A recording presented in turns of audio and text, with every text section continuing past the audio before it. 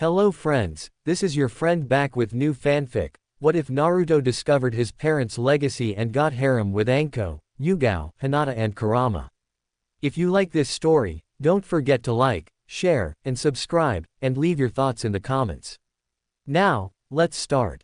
Chapter 1. In the Hokage's office, Sarutobi Hiruzen sat with a scowl on his face looking at the sleeping form of a 12-year-old Naruto Uzumaki.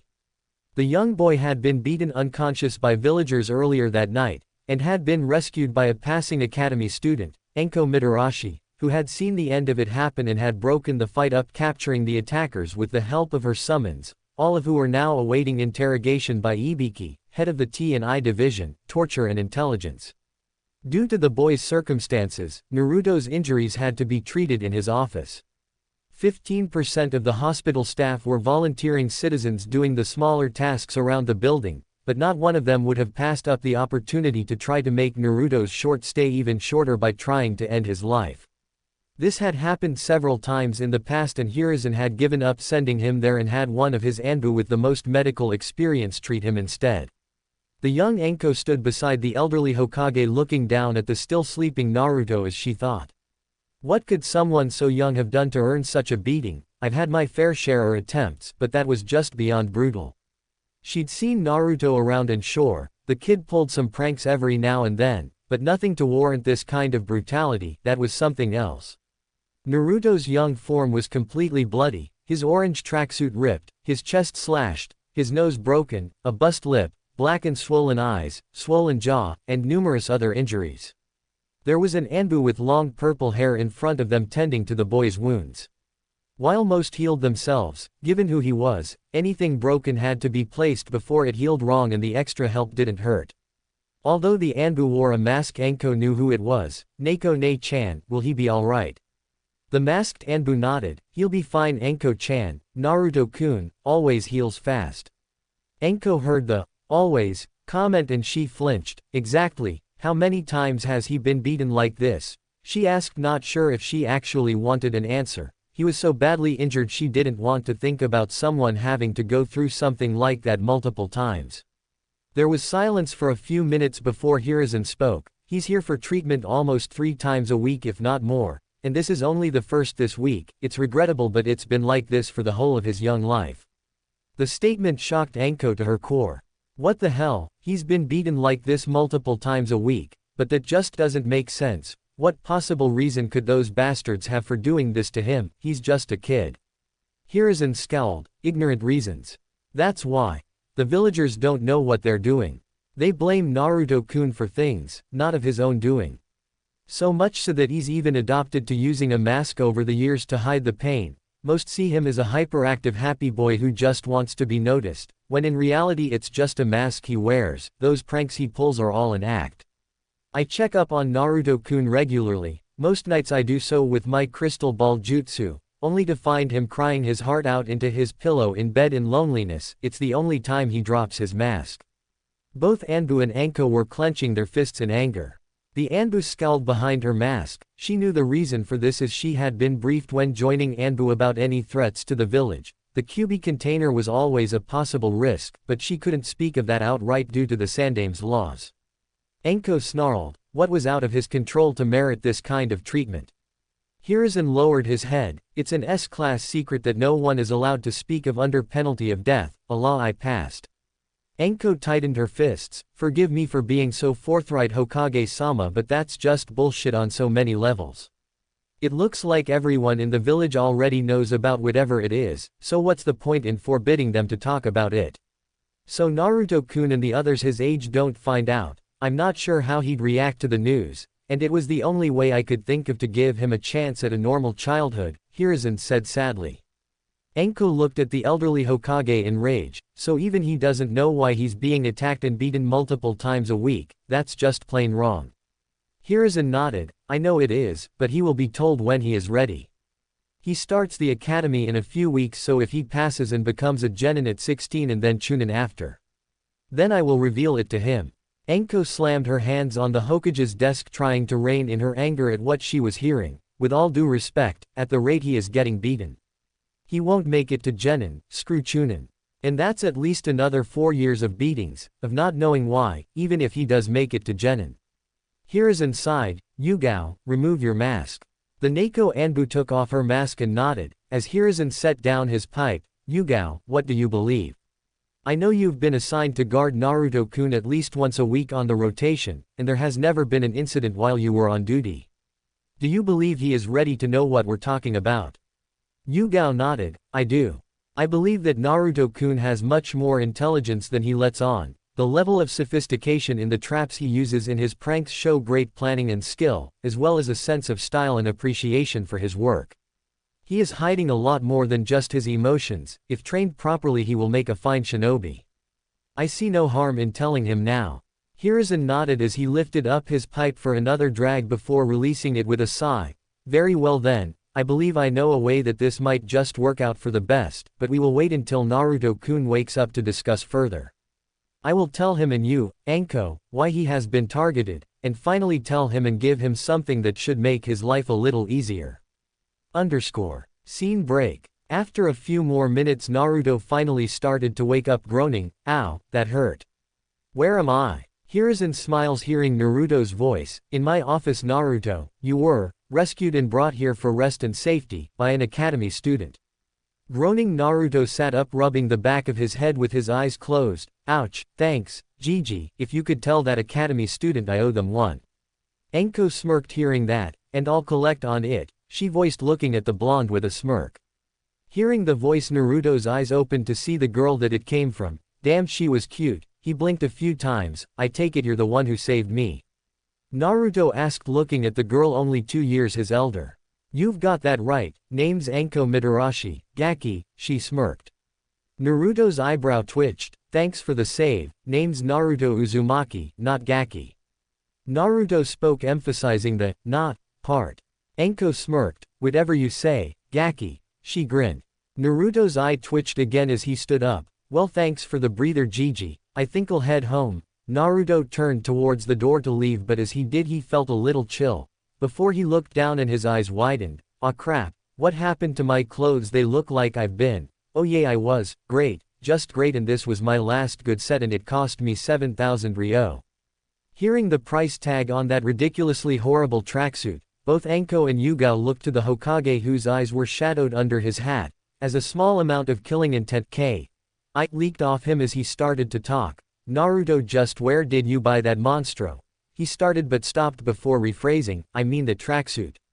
Naruto looked back to his grandfather figure, the civilian clothing store on the main street. Why? Hiruzen waved him off, well that's another one of those bastards for the rack and a visit to Ibiki, 7,000 ryo for that monstrosity, civilian stores can't sell anything over 3,000 as per my law, and even at that there's no way that thing would be worth that, obviously overpricing him because of who he is. Never mind Naruto, never mind, I was hoping you could stay a short time, there are some things I'd like to talk about with you if that's alright. Naruto gulped and waved his hands above his head frantically, if this is about the pink clothes dye in the Anbu uniform wash, I didn't do it. At that Hiruzen blinked, Yugao looked at him wide-eyed and Anko looked like she was about to bust a gut in laughter, as 3 other Anbu dropped from the ceiling. Their usual all-black attire, now a bright fluorescent pink as they pointed at Naruto and yelled, it was you. At that moment Naruto and Anko couldn't hold their laughter as they fell to the ground clutching their guts laughing at the sight of the 3 bright pink Anbu. Yugao looked to be just about holding her own laughter back. Luckily for her, she always washed her uniform at home and not at HQ, which begged the question. Just how did Naruto get into the most heavily guarded place in the whole village to pull his prank? While wearing a bright, kill me now, orange tracksuit. Hiruzen hid his laughter behind a small sigh, all the while thinking, just like Kushina, always pranking, before clearing his throats making the Anbu salute before returning to their posts grumbling. Hiruzen smiled, no Naruto-kun, it isn't about that, it's just that I believe it's time I told you a few things that I have been keeping secret from you. The young Naruto blinked, you've been hiding things from me Gigi? Naruto asked in a hurt tone. Hiruzen nodded sadly, not because I wanted to Naruto-kun. It's that it was necessary for your safety at the time and on some level, I wasn't sure how you would take it. But I think you're ready to know now, please take a seat. Hiruzen gestured in a kind tone. Naruto nodded his head in understanding and walked over to the chair in front of the Hokage's desk and sat down. Hiruzen nodded as Anko and Yugao took their seats also. Hiruzen looked to Naruto. Naruto, my boy, before we can begin, there is one thing I would like to ask you to do. Naruto blinked. What is it, Gigi? He asked with a big grin. Hiruzen frowned. Please take off that mask and show us the real you. Naruto immediately stiffened and his smile disappeared. This didn't go unnoticed by the two beside him seeing his reaction. Naruto gulped slightly. Gigi, how do you know about that? The elderly Hokage frowned, looking sadly at the boy. There isn't much I don't know, Naruto. Now please, let us see the real you that you keep hidden behind that mask. The young blonde tightened his fists and his body tensed slightly before relaxing. You could honestly see his eyes lose some of their brightness and innocence as he did so, as a serious look covered his face. Hi Hokage-sama, Naruto responded, making the old man look visibly shocked. Naruto never called him that, he had always called him Gigi, or Hokage Gigi. Hearing the formal name and in such a tone took him back for a second and he frowned. Naruto, is this the real you? Hiruzen asked sadly. Naruto nodded. Hi Hokage-sama, it is. Hiruzen's fists tightened a bit in anger seeing his unofficial grandson this serious and hearing such a tone from him at such an age. What has this village done to you, Naruto? Naruto, you can dispense with the formal titles. They aren't required at this moment, especially with what I'm going to tell you. Hiruzen said in a sad tone, desperately hoping to see some resemblance of the boy he had watched day by day happily go about pranking and not letting the looks the villagers gave him get to him. No, not even a flicker, just a nod, hi, was all he got. Clenching his fists tighter for a second before finally giving up and releasing them with a sigh. Very well then, let's get down to business. It's time I told you about. He was about to continue when Naruto spoke. Excuse me for interrupting, but I do believe we're not alone, Naruto said as he looked over to the bookcase. This got the attention from the other occupants of the room. Hiruzen narrowed his eyes. What do you mean, Naruto-kun? Assuming that you only have 3 Anbu in this room, all in pink I might add, there is another one hidden in the bookshelf watching us right now, Naruto reported, making the other 3 Anbu drop from the ceiling around the bookcase, weapons drawn. When suddenly, a black figure burst from behind the bookcase and tried to make an escape, only to be restrained by the other Anbu. Lifting the man up, he wore a white animal mask like Anbu, but on the forehead was the kanji for Nate Gen. Seeing this, Hiruzen clenched his fists again. Nay, damn you Danzo, I ordered that little group of yours disbanded, and now I find you spying on me. Take him to the T&I department, and have Ibiki informed I will be along within an hour or so. Hiruzen ordered, getting nods from the 3 Anbu as they shunshin away with the man in restraints. When they left, the Hokage looked to Naruto along with Anko and Yugao. Naruto, how did you know he was there when the rest of us didn't? Hiruzen asked. Naruto looked to him. A year or so ago my senses started to become more delicate, my sight and sense of sound and smell all became sharper. I could see things in greater detail and at greater distances, and I could smell the faintest smell, but also pick up on the more foul odors. I had to figure out how to cut the chakra to my nose for a while and stop smelling for a week while I aired out my apartment. One bonus was I could smell any extra ingredients to any food I bought so as not to poison myself. My hearing became so fine I could hear the faintest sounds and distinguish them from others. It's so fine I can hear heartbeats. There were 4 of us and 3 Anbu in the room, but yet I heard 8 heartbeats. I merely followed my ears to find the one who didn't belong, Naruto reported, not missing a beat. This made Hiruzen's eyes widen slightly. Perhaps it's the Cubist chakra making him stronger. If so, all the better, I tell him now. I see, then it's a good thing I'm choosing to tell you this now, because if what I suspect is correct, then both this and your heightened senses are connected. This made Naruto's eyes widen slightly as he looked to the Hokage with a nod of understanding, as he took his seat again. Hiruzen sighed as Anko and Yugao took their seats also. I suppose I should start with your parents, Naruto-kun. Naruto's eyes widened. But you said you didn't. Hiruzen raised his hand. I did. But that was because of who they were. They both had many enemies, your two-san especially, and you being announced as his son would have made you a prime target for assassination attempts. Naruto nodded slowly, understanding. Are they still? Hiruzen shook his head. I'm sorry my boy, both of them died the night you were born, but I can tell you about them. Hiruzen smiled slightly, hoping to cheer the boy up some. Naruto nodded slightly and a small smile graced his face at the thought of hearing about them. I'd like that, thanks, Gigi.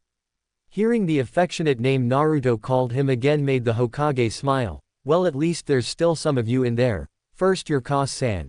Her name was Kushina Uzumaki. Naruto's eyes widened. Yes, you take your name from her side of the family. She couldn't give it up due to her being the last of her clan. Naruto's eyes started to tear slightly. I had a clan. Hiruzen nodded. Yes, the Uzumaki clan from Uzushiogakure village hidden in the whirlpools. They were the Leaf Village's greatest allies during the First and Second Shinobi Wars.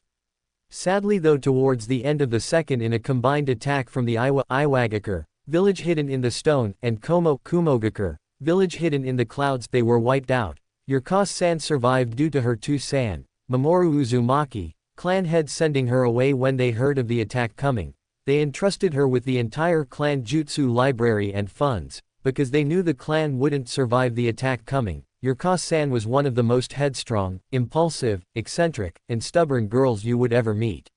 She was fun-loving and was always playing pranks on anyone who made fun of her bright red hair. Ironic that her hair was part of the reason she was so memorable in the Third Shinobi War. She gained the title of Red Hot-Blooded Habanero. She was a master of her clan's Kenjutsu and Fuinjutsu and was deadly on the battlefield, with them both in combination and with her special chakra chains that were unique to her. When she found out she was pregnant with you, her and your two-san were so excited, they couldn't wait to be parents and to watch you grow up, but sadly it wasn't meant to be, Hiruzen said with a sigh. So they did love me. I always wondered if they did or not, if that was the reason they gave me up, but seeing as they're both dead I can understand, Naruto said with a small frown as he wiped a tear away from his eye. That you can be sure of, Naruto-kun. I had never seen more people more excited to be parents than yours. Now Naruto, before I tell you of your two-san, there is one thing I want you to understand first. Should you decide to take his family name as your own, you can't do it until you become a genin. At least that way you will be able to protect yourself when you do, and you can't tell anyone you're his son until then. It would cause major complications and a lot of trouble, do you understand? Hiruzen said in a serious tone. Naruto nodded. I understand, Gigi. The Hokage nodded. Your two-san's name was Minato Namikaze, but you would know him better as the Yondaime. I'm the son of the fourth Hokage, Naruto said, speechless at that very moment, not sure how to handle this. He was the son of the village hero, the man who died defeating the Kyuubi no Kitsune, and who practically single-handedly ended the Third Shinobi War with his version Hiraishin no Jutsu, Flying Thunder God technique, a technique that he had copied from the Nadaime. He was a master of the art of Fuinjutsu, one of the only recorded students of the legendary Sannin Jiraiya, who had been a student of the third Hokage, but if that was the case there was only one thing that he couldn't grasp now: why? The three occupants of the room looked at him in confusion. Why what, Naruto? Asked Hiruzen, seeing the blonde clench his fists. Why, if I'm the son of the fourth, am I treated like the scum of the earth? Why am I treated like this, beaten on a weekly basis? I was kicked out of the orphanage at 4, I had to survive on the streets for 2 weeks, eating garbage, sleeping in a cardboard box, trying not to lose my fingertips to rats. If I'm the son of the fourth, why am I treated like I'm a plague? Why do I get glared at like I'm a murderer? Naruto started as his voice rose into a yell as tears started to flow down his cheeks. Anko looked at the boy younger than her. She hadn't known about the boy's life before and she was shocked hearing it. She couldn't even comprehend what he had done to deserve this treatment, and being the Yondaime's son means he should have been living in the lap of luxury, and if his Ka-san was some clan head then he should be loaded, and yet he looked to be malnourished and dressed in the most horrible clothes possible. She had known hell. Her parents had died when she was 3, so she was an orphan too, but she had been taken in by the Sannin Orochimaru when she was 6. He had seen potential in her and had taken her as his student and even let her sign the snake contract at the age of 8. Of course, things had all went sideways a year later when it was discovered he was a traitor and was kidnapping shinobi and civilians for experiments. He had tried to take her with him when he left, but she didn't want to leave. That's when he turned on her and gave her a curse mark before leaving her to her suffering. After that night, when all his crimes were revealed, even though she had refused him, she was seen as nothing more than his pupil after that day, and people treated her like she was him. So being shunned and glared at and treated like crap she knew all too well. Of course, she at least had Yugao. She had been the one who found her the night Orochimaru had left the village and took her to the Hokage who had helped her through the curse mark. But unfortunately he couldn't remove it, it was doubtful anyone could, and so the mark served as a reminder of her sensei all these years. Yugao had become like a big sister to Anko. The two shared a two-bedroom apartment while Anko was in the academy. He's treated worse than me, but it doesn't make sense, why?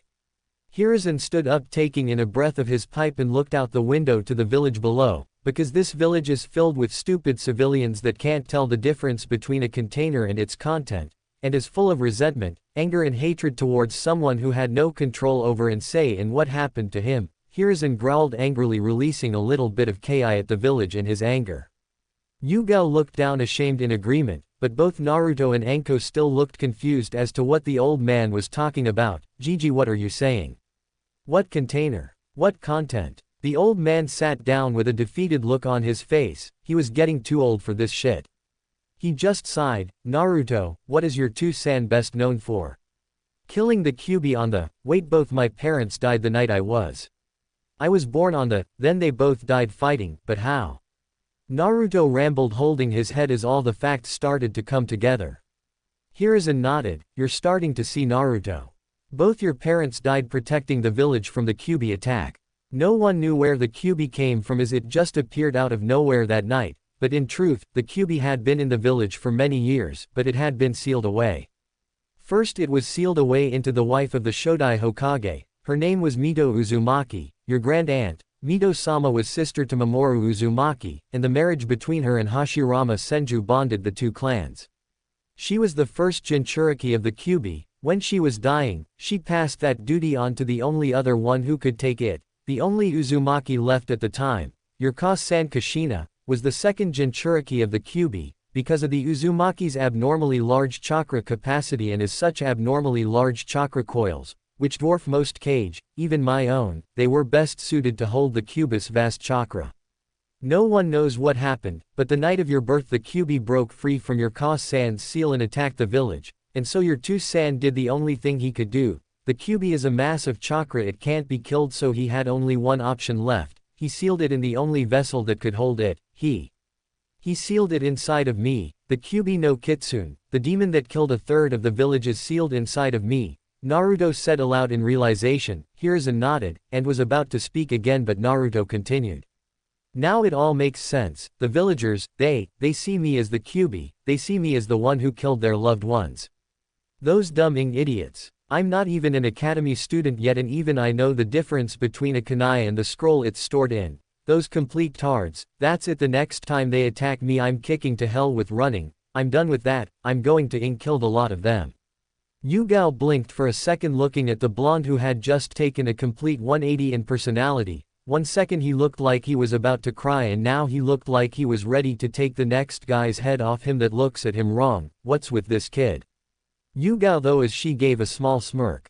Anko couldn't help but grin and laugh, looking at Naruto. I like your way of thinking, Gaki. I'll even lend ya a hand, I could use the practice. Hiruzen sighed hearing this. I pity the next ones who try anything with these two teamed up. I can just feel a headache coming on from the council's screaming, and that Haruno woman's screams shatter glass. I think she's part banshee.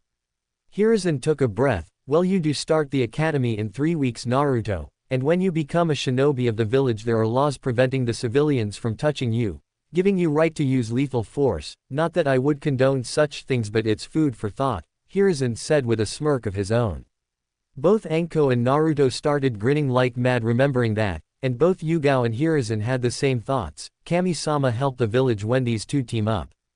Hiruzen cleared his throat. Naruto-kun, you also have an inheritance that your parents left you. Sadly their house was destroyed in the Kyuubi attack, but with your two-san and Ka-san being masters of Fuinjutsu had a backup plan that if the house was destroyed, all objects in the house marked with a seal were transferred into a sealing scroll in this office.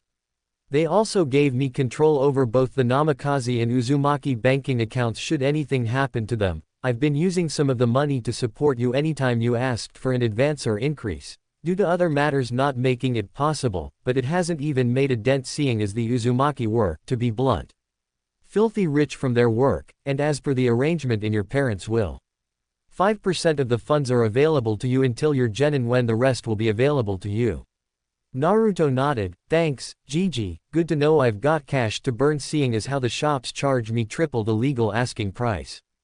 Hiruzen blinked. You knew. Naruto nodded. Of course I did, I'm not as dumb as I look wearing this monstrosity Gigi, it was all the mask I was wearing. That, and it's all clothes the shops would sell me. Hiruzen nodded visibly angry. I see, well I'll see what I can do about that. Do you have clothes to wear now Naruto? Naruto shook his head. No, this was my last tracksuit, I had 4 pairs, but they've all ended up like this one or worse. I see well we'll just have to get you some new clothes tomorrow. For now, Hiruzen snapped his fingers and an Anbu in pink appeared, holding a black shirt, making Anko and Naruto giggle again, as the Anbu tossed the shirt at Naruto before disappearing. The shirt was a few sizes too big but he just pulled off his old one. Much to Anko's shock, he wasn't malnourished, he was actually well-toned with no fat on him whatsoever. He was well built for that of a 12-year-old. As he pulled on the new shirt and tucked it in he got a blinking response from Anko. Damn it Gaki, how did you get so ripped? And you're only 12. Anko said licking her lips. Naruto shrugged. I'm planning to be a shinobi, so I have to be in shape. When I knew I was going to the academy, I'd planned to take the mask off and show everyone what I was really like. Now hearing all this, I plan to kick butt even more. Hiruzen smiled hearing that. Well if that's the case Naruto, I think I have just the things to get you started, he said as he got up and walked over to a safe opening it and pulling out a scroll. Walking back to his desk he opened it revealing a storage seal array. Channeling chakra into it there were a series of puffs of smoke. As it cleared it showed a few things, one was another scroll, 2 letters and the final was a small box about the size of a loaf of bread. Hiruzen lifted up the 2 letters and handed them to Naruto. Your parents gave me these to give to you when I finally told you about them. I'm sure you'll want to read them in private, but come see me if you have any questions. Naruto looked at the letters for a few moments and then smiled. Thanks, Gigi. Hiruzen nodded before handing him the scroll, and in this is the instructions on how to perform the Kage Bunshin Shadow Clone no Jutsu. Kushina was never able to perform the regular Bunshin clone jutsu because of her massive amounts of chakra. As an Uzumaki, it's impossible for someone so young to perform it, so the Kage Bunshin will be your version of it. Your Ka-san left you her notes on it in the scroll as well, I hope it helps. Naruto smiled. I'm sure it will Gigi, I'll start learning it tomorrow after I get some new clothes. Hiruzen nodded, and finally, I have this for you, Hiruzen said as he pushed the box forward opening it up as the front pulled away showing a collection of blank scrolls and paper with 5 ink bottles, brushes and a scroll labeled Fuinjutsu Book 1, Beginner 1. Naruto blinked at it and then looked to Hiruzen. If you're anything like your parents, you'll be a genius at Fuinjutsu like both of them. Your Ka-san was a master of your clan's Fuinjutsu style, and she taught your two-san everything she knew. It was because of your mother's teaching that your two-san was able to create his own version of the Nadime's Haraishin if you do decide to pick it up then. Naruto smiled. That's perfect Gigi, I was planning in the future to actually study Fuinjutsu later on at the academy, but if I can start it early, then that would be great. Hiruzen frowned. Actually Naruto, Fuinjutsu isn't taught at the academy. The academy covers the 3 basics, ninjutsu, taijutsu and genjutsu, along with the history of the elemental nations and other things deemed relevant by the civilian council. Naruto raised an eyebrow. Maybe I'm just not getting the full picture here, but is that right? I mean a civilian council, deciding what's right to be taught in a shinobi academy in a shinobi village, shouldn't it be the shinobi side and you who decide that Gigi? Hiruzen nodded. You would think so, but I've got so much paperwork I don't have time to work everything, damn paperwork. Naruto blinked. What about that Kage Bunshin?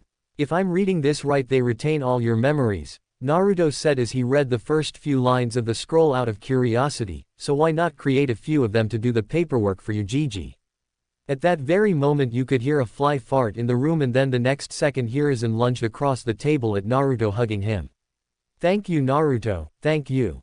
I have been trying to get away from that paperwork for years and now it might be finally possible, thank Kami-sama for you Naruto. Both Anko and Yugao looked at the scene sweat dropping and the next second Hiruzen was back on his feet coughing. That incident is now classified SSS class, talking about it means immediate death am I clear, he said in a serious voice. But all 3 just burst out laughing. That's a good one Gigi. Hiruzen sighed walking back to his desk. Now Naruto, I think it would be best that you moved apartments, seeing as how your other one is so run down. I will begin looking for a new place for you to stay tomorrow, while we go clothes shopping for you. Yugao interrupted then, excuse me Hokage-sama, I believe I may have a place that could accommodate Naruto-kun here. There is an apartment in the complex where myself and Anko live just next door. The rent is 750 ryo a month, and it is spacious enough for a boy of his age. Naruto smiled, that sounds perfect. That's 3 times cheaper than what I'm currently paying for rent, so I'm already sold. The Hokage looked at Naruto. Naruto, what do you mean? Your rent is only 450 ryo a month and it comes out of the treasury as you're an orphan. Naruto just slapped his own forehead. How didn't I get that? Damn stupid landlord's been charging me 2500 ryo every month out of my own pocket. Hiruzen clenched his fists, finally having enough of this, before snapping his fingers making an Anbu appear who wasn't in pink. Arrest the landlord for crimes of tax evasion and cheating the treasury. Take him to Ibiki and inform the scum all assets of his are seized, and he is stripped of his citizenship and all his assets transferred under the name Naruto Uzumaki, mark them as reparations for crimes against himself. The Anbu nodded, before disappearing. Hiruzen nodded and looked to Naruto. Congratulations Naruto, you are now a property owner. Everyone's sweat dropped and Naruto shrugged, well I can just knock it all down and sell off the land, the place is a dump. The girls and Hokage nodded, and then spoke, right, shall we go and see this apartment then Naruto, I'll have you put on the lease by night's end. Naruto grinned, sounds good to me. With a smile, all 4 of them started walking off to go see Naruto's new apartment. With one thing was certain, things were going to change a lot. Chapter 2. Naruto opens his eyes and blinks looking up at the unfamiliar ceiling. Where the hell am, oh yay, my new apartment. The blonde stood up and rolled up the futon he had been using the night previously that the Hokage had sent one of his Anbu for until they got Naruto his furniture later that day. Naruto looked over to the side of his room to see the chest, scroll, and letters the Hokage had given him. Deciding now was as good a time as any to read the letters, he picked them up and slid down the wall and opened the first of the letters. It was a woman's handwriting. Dear Naruto-kun, if you are reading this, then the worst has come to pass and I and your 2-san are no longer alive. I want to apologize for that. Above all, I did not want to leave you.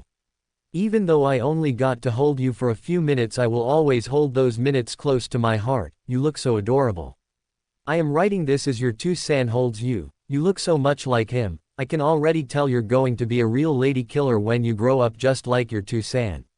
I hope you grow up to be a kind, strong and gentle man. My only regret is that I won't be there to see it. There is so much I want to say, so much I want to tell you, so many memories I want to share, so much I want to know. I wonder what your life will be like after we're gone. I wonder who will be your first love, your favorite food, color, book, your first words. Oh, Naruto-kun, I don't want to leave you, but I have no choice. The Kyuubi was ripped from me and set on a rampage, and the only way to seal it is in an Uzumaki. I can't do it in my weakened state, it would only break free again, it has to be you. I have pleaded with your 2-san to find another way, but there isn't time. I just hope that the village will see you for the hero you are, keeping the Kyuubi at bay. Please forgive me for leaving you Naruto, it is not by my choice, just know that you are loved and will always be loved. All the love in the world. Your Ka-san, Kushina Uzumaki. Halfway through the letter, Naruto had started tearing up and now he was crying his heart out as tears flowed from his eyes as he read the letter over and over again through watery eyes. Finally, after crying for what seemed like hours, he folded the letter and put it to the side as he opened the second letter. Dear Naruto, since you're reading this, then that means the old monkey finally told you who we were. I'm sure that came as a bit of a shock, didn't it? It also means that you've been told that you hold the Kyuubi and that I was the one to seal it inside of you. I wish there was more time to look for another way to do it. I wish we had more time, but as I write this, your Ka-san is lying down with you in her arms and the Kyuubi is being held back from the village by our shinobi. They can't last much longer, so I must be brief. Your Ka-san won't be around to tell you this as the Kyuubi was ripped from her. Jinchurikis can't survive without their biju in them, and right now it's only her will keeping her alive, but she can't last much longer. She doesn't want me to seal it in you, but there is no one else that can hold the Kyuubi, and even if there was as Hokage, I can't ask someone else to give up their child for such a task. The QB was ripped from your Ka-san by a man in a cloak and mask with one eye socket. I chased him off, but the QB is still on the rampage. I don't know why he did it, but what's done is done. Though he may return in the future, so be on alert. I know you will be strong enough to fight off whatever comes at you. You are my son, after all, I believe you can do it. I have told the old monkey you are to take your Ka-san's name, as I know that if you are named my son in the Jinchuriki, then your life will be far too dangerous. But if you want to take my name, I have made preparations. Sealed at the back of this letter are blood samples of both mine and your Ka-san's, along with your birth certificate. The hospital will also have mine and Kashina's blood on record. Give them to the old man when or if you want to take on my name, they will prove you are our son. Also sealed is the remains of your Ka-san's sword. It was broken in the attack when the man in the mask took you and killed Sarutobi's wife. I didn't tell him this so he could focus on the battle and not go searching for the man who is already long gone, so I now leave that to you. Gaman Nasai. There should be a blacksmith weapons shop called Shinobi Arms. The owner, Daichi Oshiro, was the only one your Ka-san allowed to even touch her blade apart from herself or me. He was also the one who made my Hiraishin Kunai. Once he sees the sword, he will no doubt put the facts together. If you want to learn your Ka-san's clan's kenjutsu, I'm sure that would make her very happy, so I've sealed away the beginner scroll in the letter as well, along with a few of your Ka-san's clan jutsu. The rest I'm sure the old monkey can give you from our vault. They are quite a drain on chakra from those who are not in Uzumaki, but with such large reserves already, I know you will be just fine. I have to go now. Just know that I will always love you and that I can only hope that you can come to forgive me for putting this burden on you and then leaving you. I know you will make us both proud. With all the love I can give. Your Two-san Minato Namikaze Yondaime Hokage of Konohagakure no Sato. Naruto slowly set the letter, taking a deep breath as a few tears escaped his eyes. I forgive you, Two-san, and I will make you proud. Looking to the back of the letter, there was a large seal on it. Channeling chakra into it, poofed, unsealing the contents. On the floor now in front of him sat an assortment of objects. First there was a birth certificate with 2 files of blood on it. There were 5 scrolls with different colored bands around them, and finally a katana. It was magnificent. The handle was wooden with a gold hilt with a red cloth grip to the guard, which was also golden, which was actually the Uzumaki swirl. The blade was broken in the middle, but as his Two-san had mentioned, the blade had been so when sealed. A scroll beside it was full of the Uzumaki Kenjutsu. Naruto let his hand glide over the handle of the kanata. Don't worry, Ka-san, I'll make you both proud. Naruto then looked at the Kage Bunshin scroll. And I'll start right now. Taking the scroll, he started reading it back to front and reread his Ka-san's notes. Kage Bunshin. This technique creates copies of the user. However, these clones are corporeal instead of illusions. The user's chakra is evenly distributed among every clone, giving each clone an equal fraction of the user's overall power. The clones are capable of performing techniques on their own and can even bleed, but will usually disperse after hit by a strong enough force. The clones can also disperse on their own or be dispelled by the user of the technique. Shadow clones can't be distinguished from the original with the Sharingan or Byakugan dojutsu, which is handy to use when fighting them. Also, they come in handy when doing chores around the house. A handy thing to remember about the Kage Bunshin technique is that the user retains all the memories from the clones once they are dispelled. This makes techniques that require muscle memory or memorizing information easier to get down. As they say, 2 heads are better than 1, though for an Uzumaki it's more like 200. Extra note: must teach this technique to Minato. This technique would be great in bed. Reading that last bit, Naruto immediately blushed red, realizing what it meant, and then shook his head. Oh great, my Ka-san was a pervert. Well, at least I know where I get that part of me from. But those clones sound really handy. Muscle memory, that's like stances, punches, kick, hand signs and movements like writing. This could really help me out when I start learning Fuinjutsu. Naruto grinned. Well, I guess I know what I'm learning first, but I've only got a few hours until Gigi comes to get me and we go furniture and clothes shopping. Plenty of time to get this one down. Now let's see here. Time skip 1 hour later. There was a knock at the door and Naruto walked over to answer it. He opened it to show a smirking Anko. Morning, Gaki, how's things? Anko asked with a grin. Naruto smirked back. Going slow this morning, trying to get this Kage Bunshin jutsu down, never learned a jutsu before. Anko chuckled. I'll give ya a hand then. I always wanted to learn some other type of clone aside from the regular, she said as she came in and the two sat down and started going over the scroll. Anko giggled, no problem Gaki, it's a nice to be saving. You sure do have a strange sense of timing, especially for someone around our ages. Anko shrugged, what can I say, a girl likes what she likes. Naruto shook his head with a smirk and went back to reading the scroll. Time skip 1 more hour later. Hiruzen walked to Naruto's new apartment and knocked on the door. Hearing a whole pile of ruckus inside, he raised an eyebrow. What's going on in there?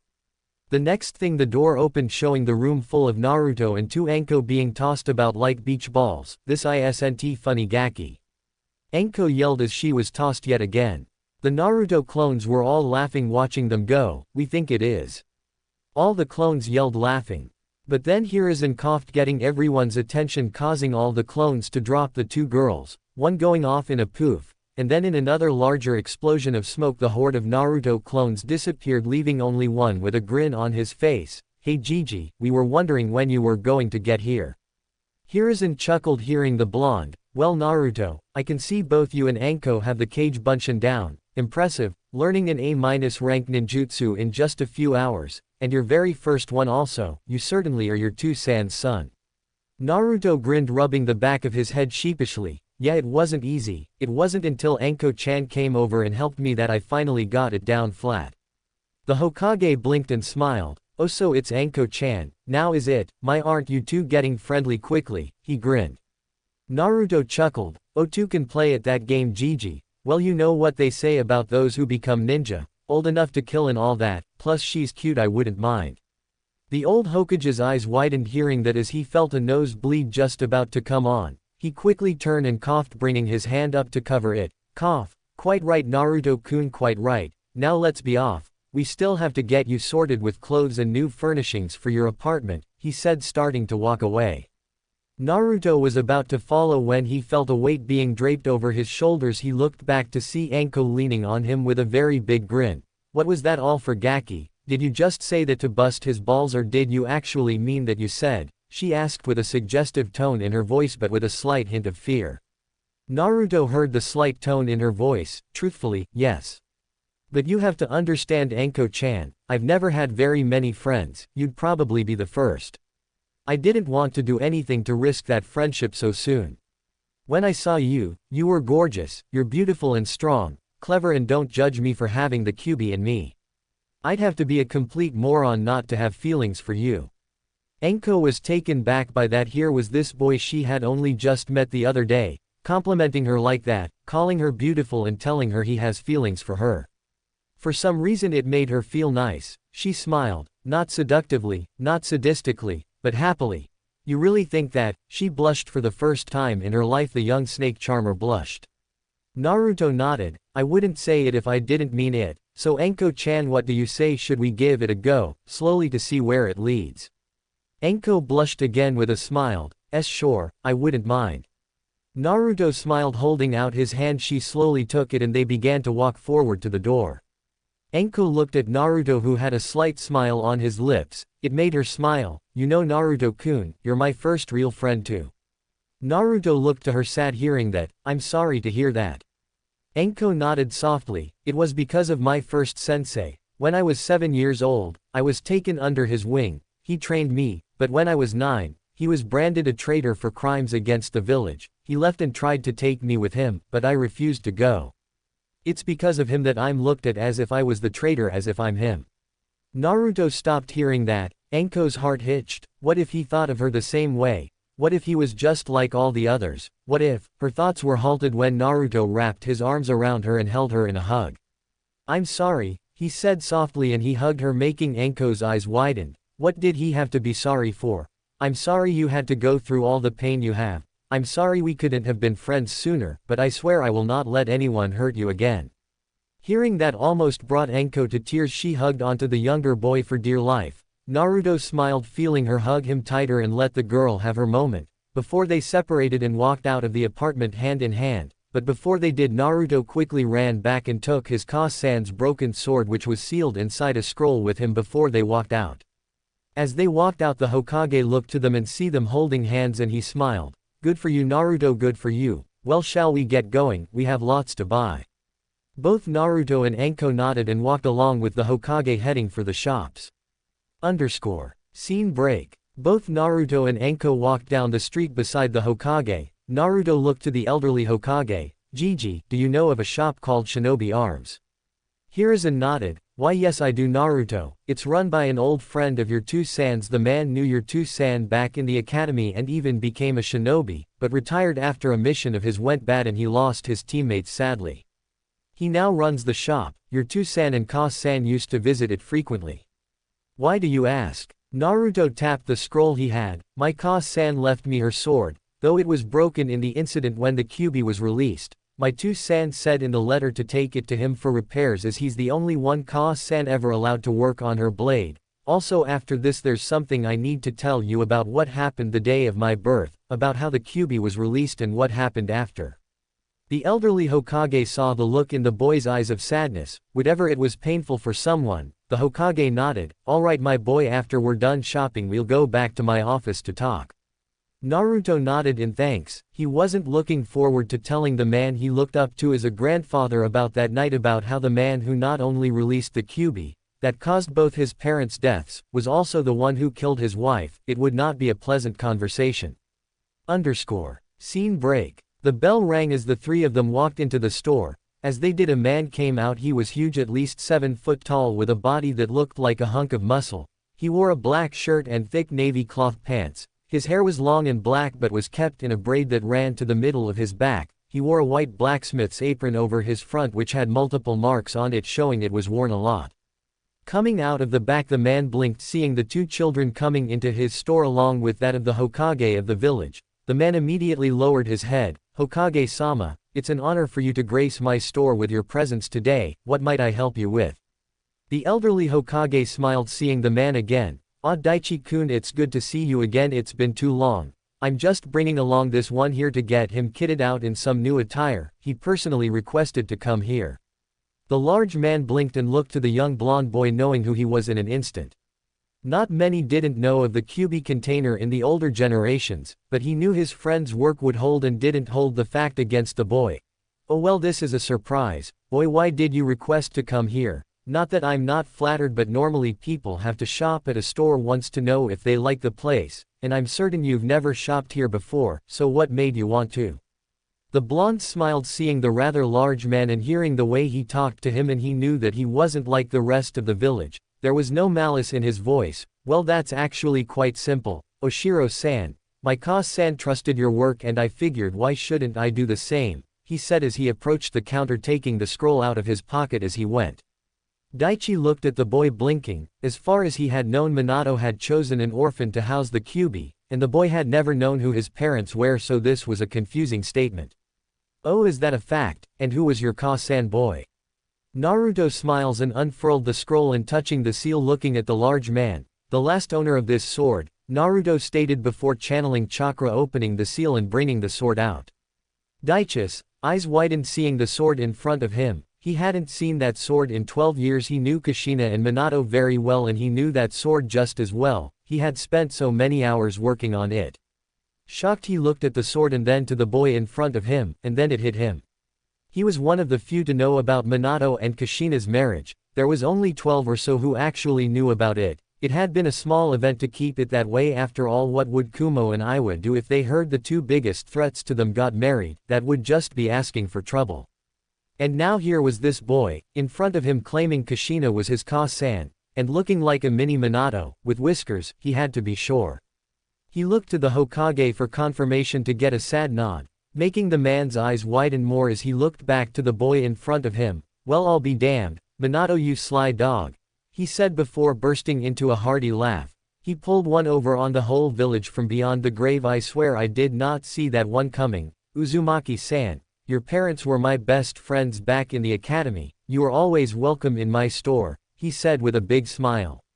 Naruto grinned back at him. Thank you, Oshiro-san. Daichi waved his hand in front of him, gesturing no. Enough of the formalities, call me Daichi, the son of my best friend has that right. Naruto nodded. Daichi ran his hand over the blade and smiled. The red maelstrom, that's what your Ka-san named her blade. It was the last blade to be made from Uzu, they had this technique in forging their metals that made them stronger than most, and when Uzumaki chakra runs through it, that is where it really shines. Have you held it yet? Naruto shook his head. No, I was waiting until it was repaired, and that's why I'm here. My two-san said in his letter to me that you were the only one my Ka-san trusted to work on her blade. That I was, he said as he lifted the broken katana up, looking at the break. It's repairable, but it's going to take a few weeks. Uzumaki blades takes months to form. The metal is steeped in pure Uzumaki chakra. Yutu-san came up with a way to repair the blade using seals replicating the Uzumaki chakra for just the purpose. I'll pull them out and start working on it tonight. He then turned the handle towards Naruto. Here, channel your chakra through the blade and see what made Uzumaki steel so special. Naruto took the blade in his hand and focused channeling his chakra through the blade as told. He opened his eyes to see the metal was actually glowing red with his chakra in it. Cool. Very. Uzumaki blades are meant to only be wielded by an Uzumaki. Now that you've wielded it, it's bound to you. It won't let anyone but you or those you allow to wield it. Should they try, the blade will increase in weight, making it impossible to lift, along with giving the fool who tried to wield it nasty chakra burns. So Naruto-san, will Konoha be getting a new red death in the future, or rather yellow death? Naruto looked confused for a second until the Hokage spoke up. That was your Ka-san other nickname given during the war. She was known as the Red Death because of her swordsmanship and her red hair. That and the trail of bodies she left between here and Kumo. The woman was a master with a blade with no equal, Daichi said with a smirk. Anko whistled. The more I hear about your Ka-sama Naruto-kun, the more I'm starting to like her more and more. She sounds like she was a total bad. Naruto grinned. Yay, and yes, hopefully in the future it will. I'm planning to learn my Ka-san's kenjutsu, and take after my two-san in Fuinjutsu. I plan on making them both proud. That brought a smile to the Hokage's face. You already have Naruto-kun more than you know. Daichi nodded. Well, now that that's out of the way, let's get you kitted out. Any specific style you're looking for? Naruto smiled. Yay, I've got a few idea. Time skip. After about 3 hours of pulling clothes, with Anko adding her own commentary and saying he should add a trench coat to it all, Naruto finally had his outfit. Steel-toes shinobi boots, black, with chakra metal caps for extra strength and durability. Black Anbu combat trousers, made of a thick and durable fabric, with pockets on both the shins and thighs for kunai and other equipment. A black mesh shirt with red rims around the arms, neck, and waist, with red chakra bandages around his midsection. Black fingerless Anbu gloves with metal backplates, and taking Anko's advice, a black shinobi trench coat with chakra metal shoulder pads, and on the back had the kanji for Ninth Demon D Jugway down the back in deep red, with the Uzumaki clan mark right above it. When the Hokage asked him why he had that put on it, Naruto simply shrugged, saying, "That's what the rest of the village see me as. May as well tell them if they try anything now, they're screwed." Anko chuckled, with a rather sadistic grin. I like it. Daichi nodded. Your two-san designed some seals that will make that coat last you. I already took the liberty of applying them to the one you're wearing and to the 2 others in your order. They're for durability and fit. They make the coat grow with your body. Should you suddenly take a growth spurt, the coat will grow with you. How do you think some of the Akamichi use their expansion jutsu without tearing their clothes off them? Your two-san designed it for them. Before that they had to always wear chakra cloth to allow it to grow with them. But your two-san fixed all that, and with the durability seal it's as though as high-grade body armor. It won't burn or rip without some major firepower behind the attack, so unless you're fighting a cage-level shinobi I don't think you'll be needing any more soon. Naruto grinned. Thanks. Oh, and do you sell training weapons here? Daichi nodded. Yes we do. What were you looking for? A bakken for training while your Ka-san's blade is in for repair. Naruto nodded. Yay, and about 300 of them if you don't mind. Daichi and the Hokage blinked. Why so many, Naruto-san? Are you worried about the quality?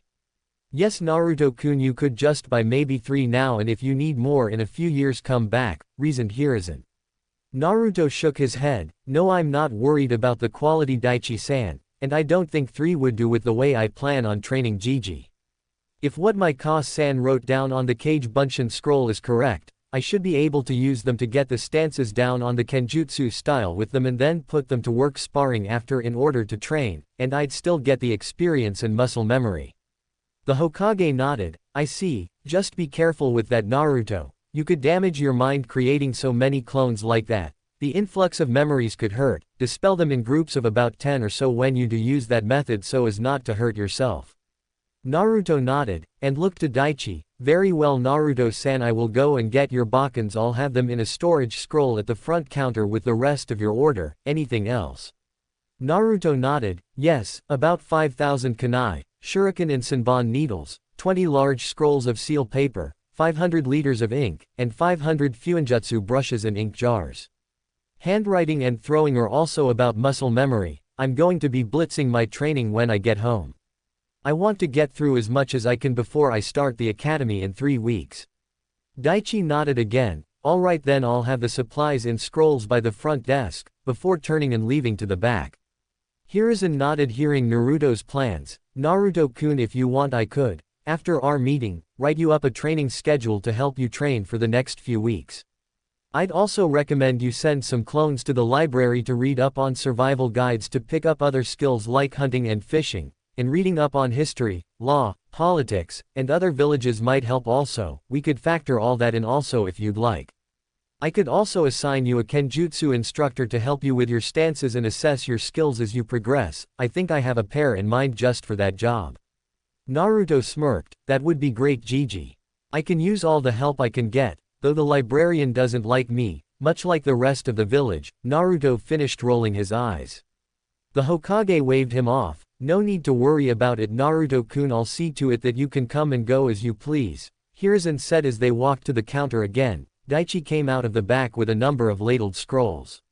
Here's everything, Naruto-san. I even threw in about 50 practice dummies into another scroll for practicing on free of charge for the amount you've just bought, he smiled.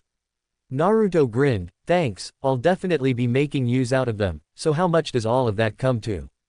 The 5 sets of outfits come to 35,000 a set, the 3 coats with seals 5,000 a piece, the 300 bakens at 500 per, the shuriken at 150 per, kunai at 175 per and senbon at 125 per, then the large scrolls of sealing paper at 15,000 a piece and then the ink at 2,000 a liter, then the brushes and jars is 100 per set, brings the total to 3,040,000 ryo yen, Daichi said, running up the numbers.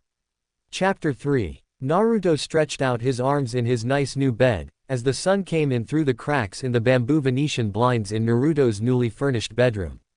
He had had it fully kitted out that day 3 weeks ago. He had a queen-size bed installed along with silk sheets and a fully wood frame with no footing, a shag rug over the solid wood flooring, 2 large wardrobes, one for shinobi clothing and the other for civilian. He stretched out his arms happily, feeling the weight on his chest. He looked to the still sleeping Anko, who was in a pair of purple silk pajamas. She had started sneaking over in the middle of the night 2 weeks ago, and after the first night, she had said she couldn't sleep without her cuddly Foxy-kun, which she had now made his nickname, whereas his for her was Hubby Hemi, after seeing her snakes for the first time when they trained. The first night she had snuck in, she had slept in just her panties. This nearly made Naruto pass out from blood loss the morning he woke up. From then on he had insisted until they were both out of the academy she wear pajamas. They were still too young for things like that. She was going to disagree, but Yugao put her foot down and agreed with Naruto, saying it's either that or no, Foxy-kun. Anko had agreed after that, knowing full well her sister can be just as scary and sadistic as her when she wants to be, and she paid the rent. She could always live with Naruto, but then it would have been his house and his rules, so she would have had to either way. Naruto smiled seeing her sleeping peacefully, but then he looked at the alarm clock seeing it was 8 and the academy started at 10. So he decided to wake her up. Over the past 3 weeks, the two of them had gotten closer, and were officially a couple, though their dinner dates were either they ate in, or eat at either the Dango shop or Ichiraku's ramen. As no other restaurant would serve the QB brat and the snake whore, but their first date had actually gone better than expected, and even more so that both the stores were across the street from one another. Flashback. Naruto sat down with Anko at Ichiraku's with a smile. Hey Tsuki Oji, how's you? Naruto greeted the ramen chef as he came out of the back. He wore an all-white chef's outfit with a small hat on his head with the kanji for ramen on it. Tsuki smiled seeing Naruto. "Ah, Naruto-kun, I'm fine, haven't seen you in the past few days. Have you been busy?" Naruto nodded. Yay, moving into a new apartment and starting a training schedule before I start the academy in a few weeks' time. Things have been busy, to say the least. Hey, I'd like you to meet my friend Anko-chan, Naruto said, introducing Anko. Chuki nodded to Anko with a smile. It's a pleasure to meet you, Anko-chan, and it's nice to see Naruto-kun is making some friends. It's nice to meet you to Chuki-san. Naruto-kun here had mentions your ramen is, and I quote, food of the gods, but I'm still skeptical, Anko greeted with a smirk.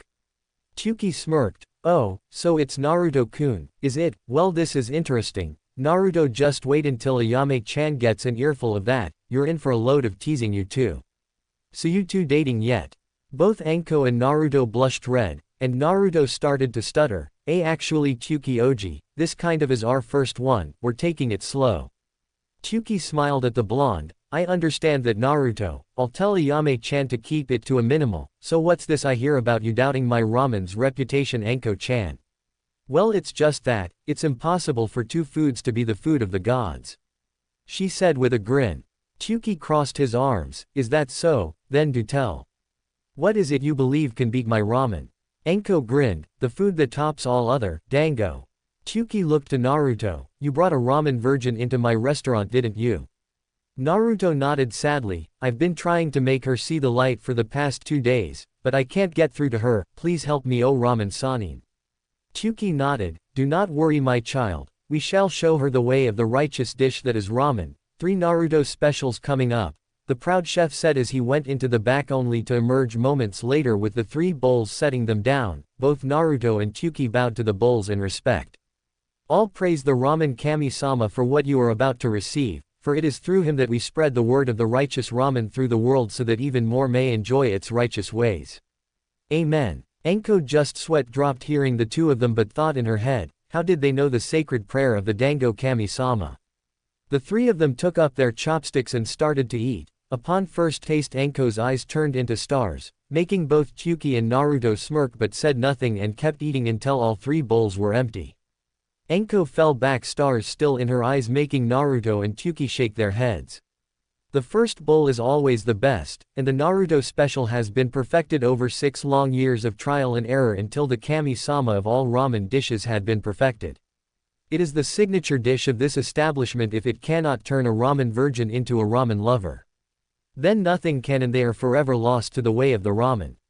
Chuki said, speaking in a tone sounding so much like a wise sage who has spent decades honing his mind, instead of honing his ramen, which are but one and the same.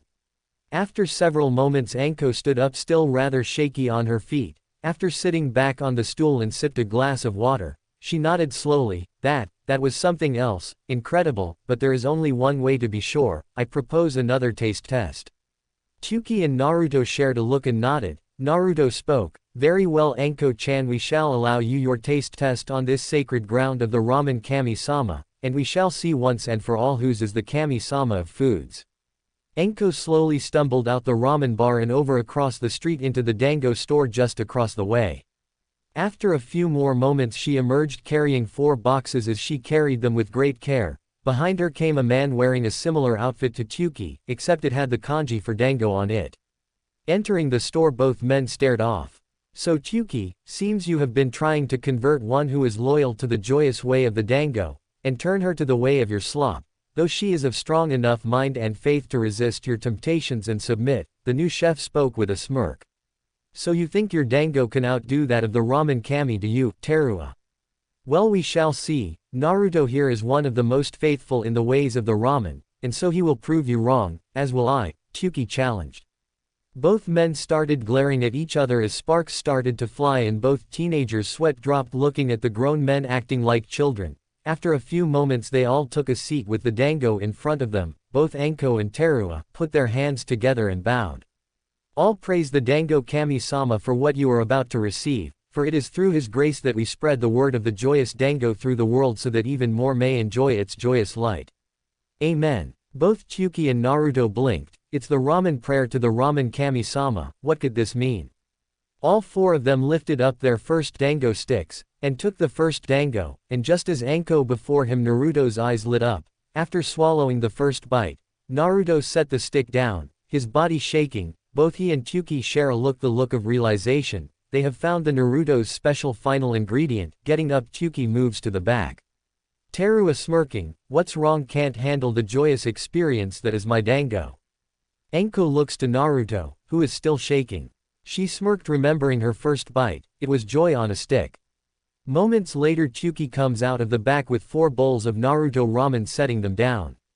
I can't believe I'm about to say this, but for the past 3 years after perfecting the masterpiece that is the Naruto special, I believe your dango might actually be the missing taste. This bowl covers every taste but that. The ramen in this bowl is an explosion of righteous flavors and textures, but your dango is what it needs. Teruya looked at his counterpart chef and saw no deception. There was only one thing for it, let us see then. Everyone took a separate bowl and pushed a dango dumpling to the top of their sticks before dipping it into the juice of the ramen. Lifting it out, all 4 looked at the dango in front of them before putting it into their mouths. The result was all 4 passing out from their taste spuds, overloading and frying their brains as steam shot out their ears in the shape of dango and ramen. That night ramen and dango met. It was a righteous and joyous day for the 4 of them. The world would never be the same. Flashback end. The past 3 weeks had honestly been the happiest 3 weeks of Naruto's life. He had a girlfriend, he was starting the academy, he found out who his parents were, he had a new apartment, and his training couldn't be going better. That night 3 weeks back he and the old Hokage had put together a solid training regimen for Naruto, which has only improved over the 3 weeks, as he grows stronger and more training is needed.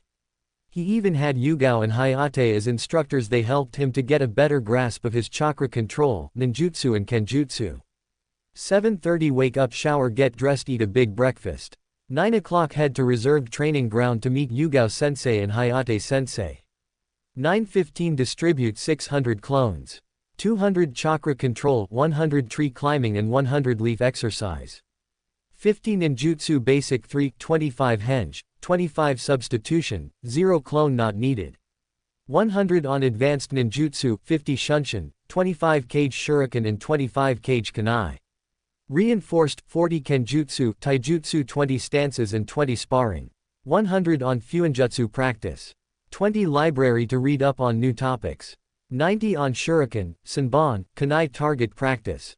9:30 to 1300 warm-up period, 5 laps of the village, 200 push-ups, 200 leg-ups, 200 squats, 200 kicks both feet, 200 punches both hands. 1300 to 14:15 lunch. 14:15 to 1600 kenjutsu, taijutsu sparring with Hinata sensei, physical training. 1600 to 1745 kenjutsu, taijutsu sparring with Yugao sensei, physical training. 1745 to 1930 dinner. 1930 to 2030 dispel chakra clones in batches of 10 every few minutes. 2030 to 2115 dispel ninjutsu clones in batches of 10 every few minutes. 2115 to 2230 dispel rest of clones every few minutes. 2230 to 2300 rest and get ready for bed.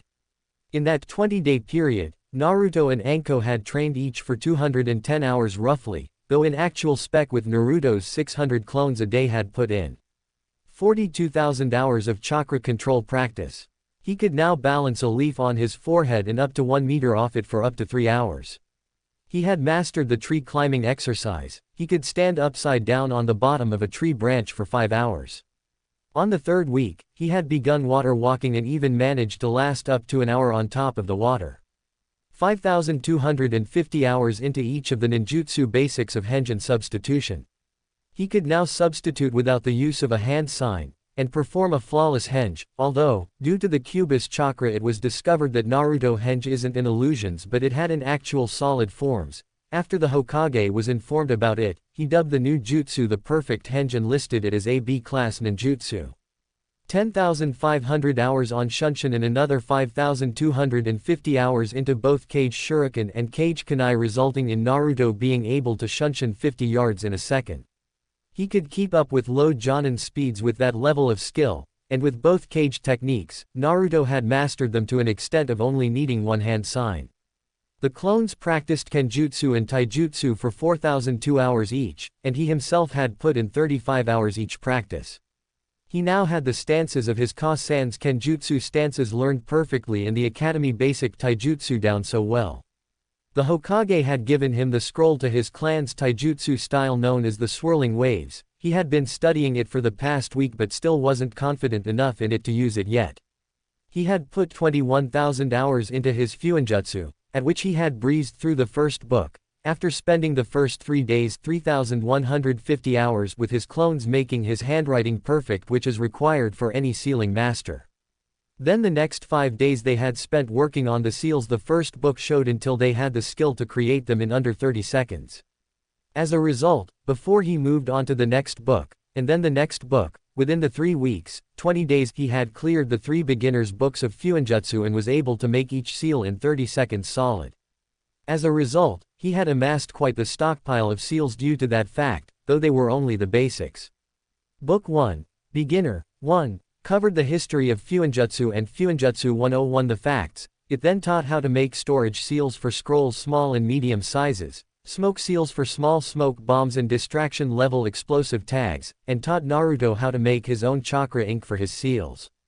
Book 2, Beginner, 2, taught how to make large storage seals, medium smoke seals and medium strength explosive tags, how to make small chakra storage seals, and then how to merge 2 seals together like the smoke and explosive to do both tasks. After completing that book in the week, the Hokage had shown the boy how to create privacy seals which were used around his office. He also showed him how to create sound restriction seals that are applied to shinobi when they need to be quiet and can be controlled by a simple hand sign and only requires paper tags. Book 3, Beginner, 3, taught the final in smoke seals large and extra large. Then explosive tags large, and chakra storage seals medium, and started on chakra type storage seals small for different natures of chakra. And then learning how to merge 3 seals into 1, like 3 large explosive tags make for 1 big boom, but the Hokage had informed him that anything over medium was not allowed for use in the village. And he must have written permission as is the law, so he sent his clones out of the village for a test run. And he was right, it made for 1 big boom, and he now knew what it was like to be blown up from 5 different perspectives without actually being there. Realizing the boy needed to keep his home and work secure, the Hokage taught the boy how to create blood lock seals, meaning they needed a blood smear to gain access to what the lock was on. But the kicker to getting the last beginner's book was it came with instructions on how to apply restriction and weight seals, which he learned how to do after he requested the Hokage to apply them to him for his 3rd week of training. He now had 50 pounds on each limb, and another 100 pounds on his chest with a level 2 restriction seal on his back, which he released every 2 days for an hour to get used to the feeling. In the beginning, it was 20 pounds on each limb and 40 pounds on the chest at level 1, but in that week his body had adjusted in 3 days and he added to them, now carrying 300 pounds and with the increase of a level 2 restriction seal on his chest, which gives the feeling of pushing through heavy water, helping his muscles to grow more. As for the rest of his skills, he now was able to hit a moving target at 50 yards 7 out of 10 times, preferring Senbon to anything else, after putting in 18,900 hours target practice with his clones. The clones he had sent to the library every day had direct orders to stop reading at 2100 hours and return to the apartment before dispelling. The last thing they needed was the librarian complaining about the demon brat using jutsu in the library. She had already been ordered not to complain by the Hokage, but 20 clones all going poof would just piss her off. In the 20 days each clone had read a book a day, meaning in 20 days he had read over 400 books. And had built up quite the massive knowledge from reading them, from everything from battle tactics, to history of the elemental nations and the shinobi wars, to learning the basics of how to hunt and fish and live in the wilderness, and also how to grow his own fruit and vegetables, learning the natural geography of the land of fire, and then, as the Hokage suggested, learn of the politics and laws of the village, and how to get around them. After finishing those books in the first 2 weeks, he then started to read books on more standard skillsets like carpentry, plumbing, electric wiring, carpet fitting, boiler repair, roofing, cleaning, general handyman things, and then how to manage a business and all the necessary books on running a hotel or apartment lot. He had decided while he was either at the academy or training he would be having his clones fix up his old apartment building, completely renovate it, and before renting the rooms for either nights or long-term leases, he needed to find some way to keep money flowing. He may have been filthy rich, but he wanted a business and he didn't want to just skate by on his clan's money like the Uchiha boy, who had everything laid at his feet. He swore he wouldn't be like that. 2 days left in his training. He had started to learn the first of his clan's jutsu. He had decided to go with the fire-style jutsu, as he wanted something with a little kick to it. Neither Yugao-sensei or Hayate-sensei had enough chakra to do it, and their attempts could only produce a smaller version of the attack, but when Naruto did it, the attack was ferocious. The technique was called Uzumaki Kaden, Kasai Hakushu, Uzumaki Fire Release, Fire Clap. Building up mass amounts of fire chakra into your hands and then bringing them together in a clap, causing a fiery explosion in front of the user like a Merlin 1D rocket engine that burned for over 20 seconds. The result was so great it incinerated a 30-meter-long 4-5-degree arc in front of Naruto. Lucky the Hokage had wanted to witness the jutsu's first attempt, so he set up a barrier around the training field in case something should go wrong. After the jutsu's first attempt, Naruto's hands had third-degree burns from not using enough chakra for protection from the fire, but the Cubist chakra had healed him 5 minutes later. After seeing the technique's strength currently, the Hokage listed it as an A+ ranked jutsu and forbid Naruto from using it in any other Uzumaki jutsu in any fight until he became a genin, and to use only 5% of the chakra he just used if he was fighting a shinobi from this village in a spar. Naruto understood why. If the other 4 jutsu were as strong as this, he would kill any opponent that was hit by the full force of the attack. But now today was the first day in the academy. He had heard from the Hokage that he was in a good year with all the clans having children attending the same year as him, so he would have multiple strong peers to learn beside, along with some promising civilian students, which he was happy about.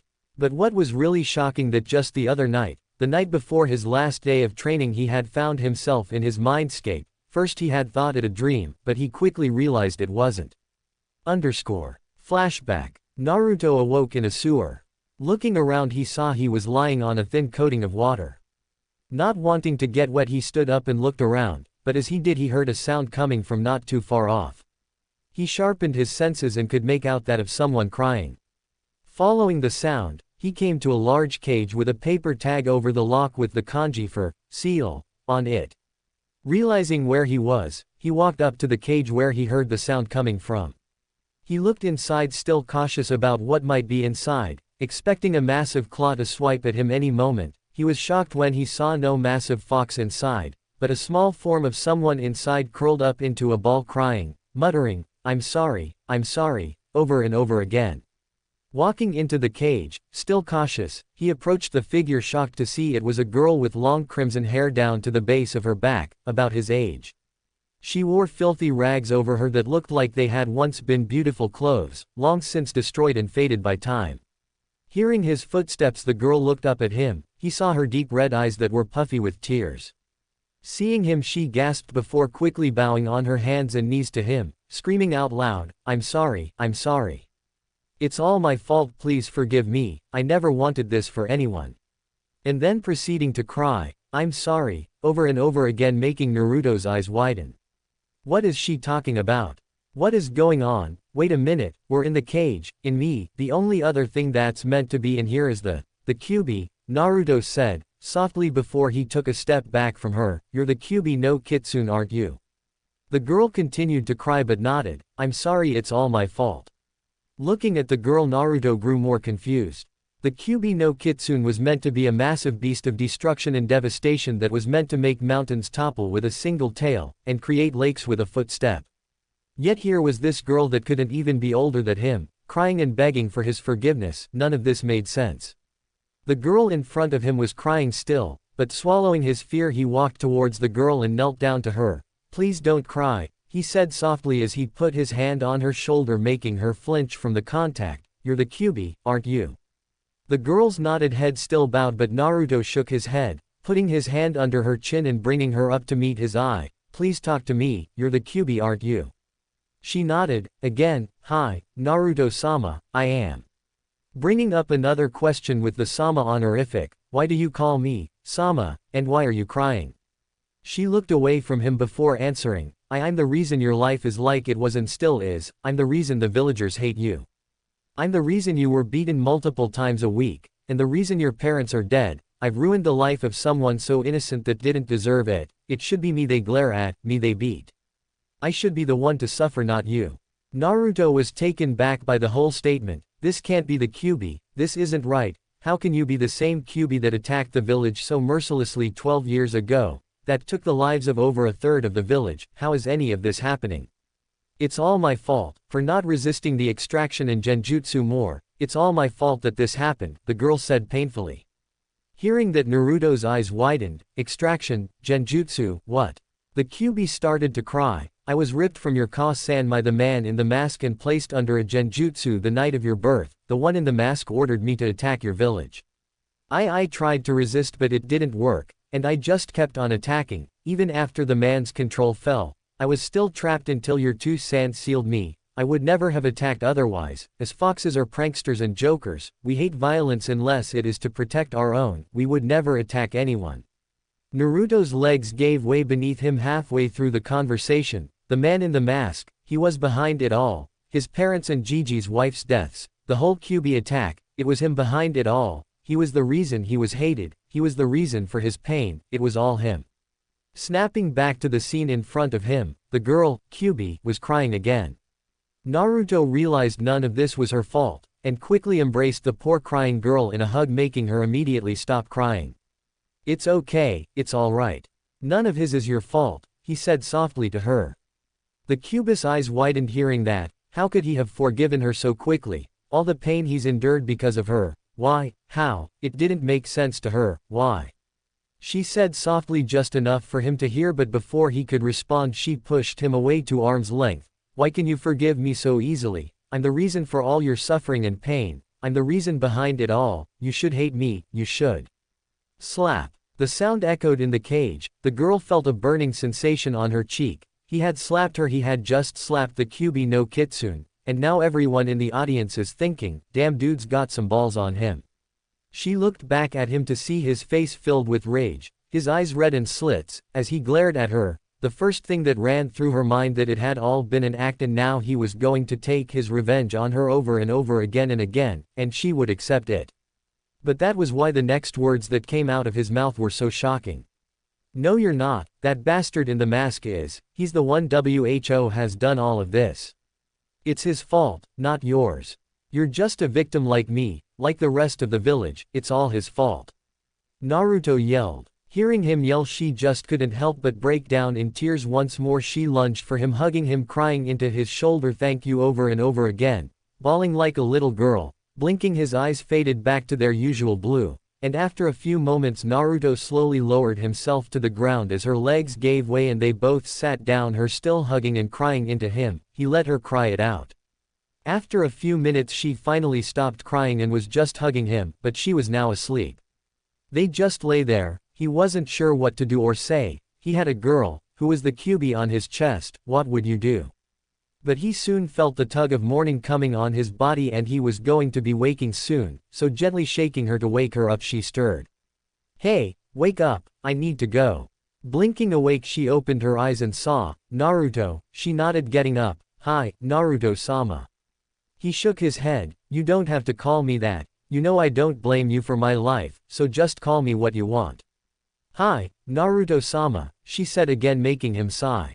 Anything other than that? Hey, speaking of names, what do I call you anyway? I highly doubt a being that's been around for centuries has gone without a name, and I doubt it's Kyuubi no Kitsune, Naruto asked with a smirk. Slowly she nodded. Hi, my name is Akane, Naruto-sama. Naruto shook his head with a slight smile. Very well then, Akane-chan, he said, making her blush at the affectionate suffix. I've got to be going now, so I guess I'll see you in my next dream. Akane stepped forward. Actually, Naruto-sama, if you want to see me, all you have to do is meditate. It will bring you here so we can talk.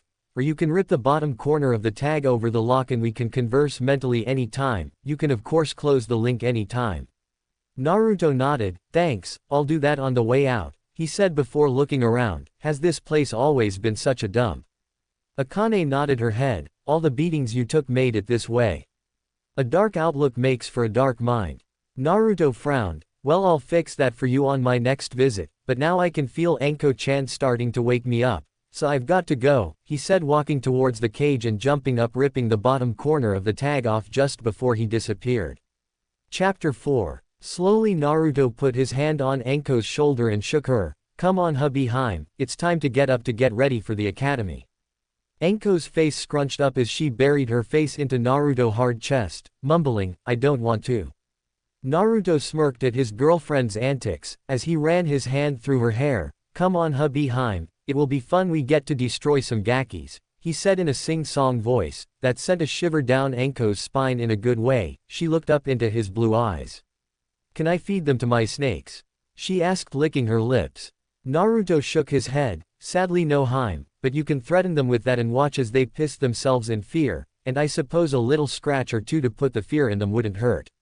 Anko pouted hearing that she couldn't feed her snakes the gakis, but smiled thinking she could at least have a little fun, that her boyfriend would let her.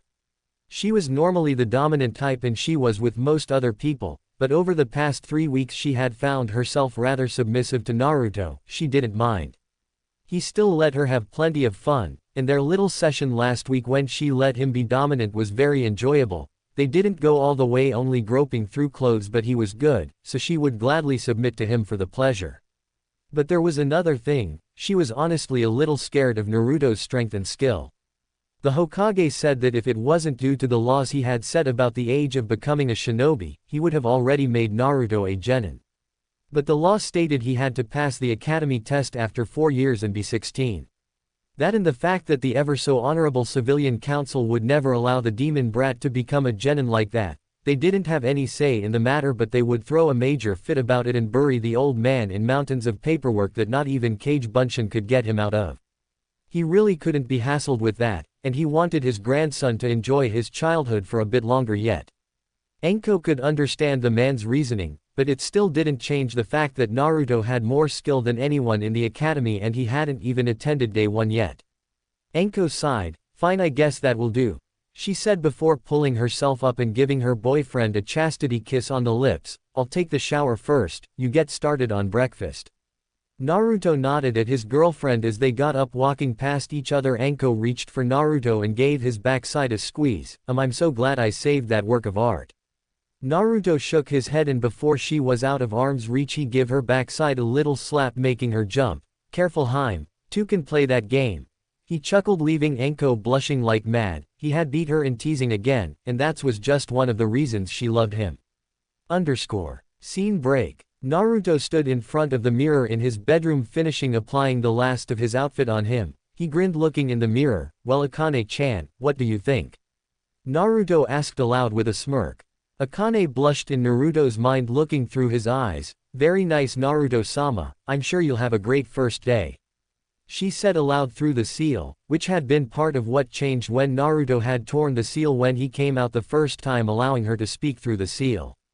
Naruto grinned, only to feel 2 arms snake around his midsection, before he heard a voice behind him. The redhead's right, very nice indeed, and you're all mine. Anko smirked, hugging Naruto's back. As she said that, Naruto could mentally feel Akane frown slightly in his mindscape but brushed it off as nothing as he turned to see Anko wearing the outfit she had chosen a week back. When Naruto had gone to pick up his Ka-san's katana, he had bought it for her, saying she looked great in it. He was right. She wore a fitted mesh bodysuit that stretches from her neck down to her thighs, but with dark orange wrappings around her bust, saying she may want to look good but that area was for Foxy-kun only. A dark orange mini skirt, a dark blue belt, and pale gray shin guards. She had her own version of Naruto's trench coat, only it was tanned not black but had the same seals, and adorned as always was the snake fang pendant around her neck. Naruto had asked about it and she had said it was the only thing her old sensei ever gave her, and it served as a reminder of a promise that she would kill her former sensei for betraying her and branding her with this curse mark. Naruto had seen the curse mark the second week, and had said that he wouldn't rest until he found a way to remove it. He asked her to be patient, that he would find a way, and she held him to it, knowing he never went back on his word. You look beautiful my Haim, Naruto said, kissing her lips gently, wrapping his arms around her waist and holding her gently, making her smirk. You ready for today Naru-kun? Anko asked with a smirk on her lips. Naruto chuckled. Yeah, I'm ready. I've been looking forward to this day for the past 3 weeks. I know I'm more than strong enough. This academy is going to be a walk in the park for me. The only hard part will be having to spend time away from you Haim, he said as he pulled their embrace into a hug.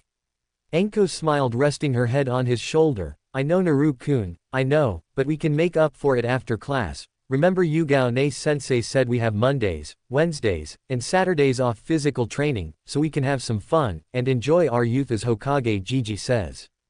In the past 3 weeks Anko had been training alongside Naruto. When Naruto wasn't training with one of their senseis she even joined the clones in for target and jutsu practice seeing as she could only make a maximum of 2 clones before being completely drained she couldn't use it to train as Naruto could, which she was disappointed in but didn't let it get to her. Over those 3 weeks with the Hokage's regular visits she had become somewhat of a granddaughter to him like Naruto was a grandson, even going so far as to call him Gigi which made the old man smile at the fact. Anko had been lucky enough that her ex-sensei had been in such a rush to get out of the village, that he had left copies of his snake jutsu scrolls behind, which the Sandaime had found and had decided to give them to Anko as she was the only snake user left in the village. She hadn't been thrilled about learning the bastard's techniques but she decided to make use of them seeing as she was a snake user. Breaking off from the hug the two of them shared a brief kiss before walking for the door, Naruto picking up his black bakken as he walked. It had been one that he had had custom made by Daichi. The whole thing was made from chakra metal. It was blunt but when Naruto channeled his chakra into it, it would cut as good as a katana would. After Naruto had it made, the Hokage had taken the liberty to applying 3 seals to it, all of which Naruto recognized. There was a storage seal on the hilt holding 50 kunai for quick access. The second one Naruto only partially recognized because he had started to learn the weaker version of it. It was a strengthening and reinforcement seal that provided SS plus rank protection, meaning that it would be strong enough to take a hell of a lot of damage and still not even chip. He was learning the weaker C rank version of the seal but the base array was the same, that is why he recognized it. The third seal activated the second Naruto lifted it. It was a resistance seal making the blade heavier in Naruto's hands but not physically heavier, meaning it took more effort to lift and swing. But it helped him develop the proper muscles for when he wielded a blade without the seals. The bakken also had a protection seal on it which gave anyone a nasty chakra burn should they touch it without Naruto saying so. The restriction and protection seals were linked to a mental control seal placed behind Naruto's right ear, so he can control them at any time. Taking the bakken, he slotted it into the loop on the side of his Anbu trousers as they walked out of the apartment.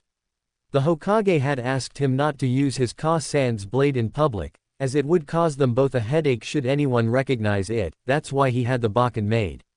Naruto locked the door and activated the blood seal before wrapping his arm around Anko's waist and then both of them disappeared into a red and purple leaf shunshin.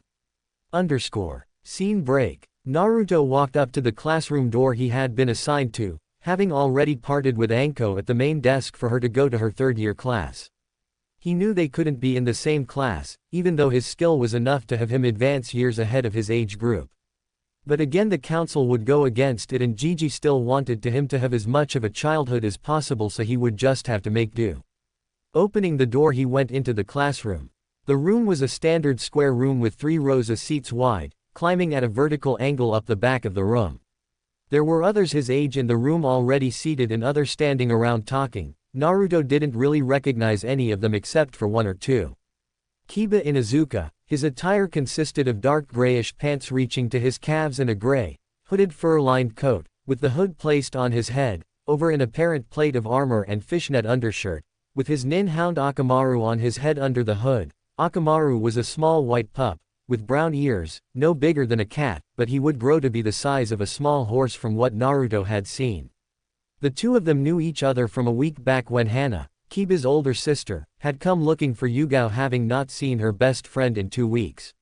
When Yugao had told Hana that she was training Naruto under orders of the Hokage, Hana had suggested that they take the training to the Inuzuka compound, that there was plenty of room there while the clone trained here. Needless to say, she had been shocked seeing so many clones but knew the boy was the QB container but didn't hold it against him as like many of her clan. They accepted the invitation and went. There Naruto and Anko met Kiba and his mother Sume Inuzuka. The woman was extremely blunt, just like Hana, but Naruto and Anko liked her. Kiba was at first a thick-headed idiot, but after a spar with Naruto one-on-one, getting his kicked in 30 seconds flat made him change his tune and Sume, Hana and Anko nearly bust a gut laugh their asses off. Naruto and Kiba had become good friends that day. they had even hung out a few times while Naruto was having lunch. Tsume had said Naruto and Anko were always welcome at the Inuzuka compound, that anyone that can kick kibas like that, are great company. The only other one Naruto recognized was Hinata Hyuga. She had dark blue hair which she had cut in a short, leveled Heim cut style just above her forehead, with chin-length strands framing her face. She wore a cream-colored hooded jacket with a fire symbol on the upper right and left sleeves and fur around the cuffs and hem, with navy blue pants.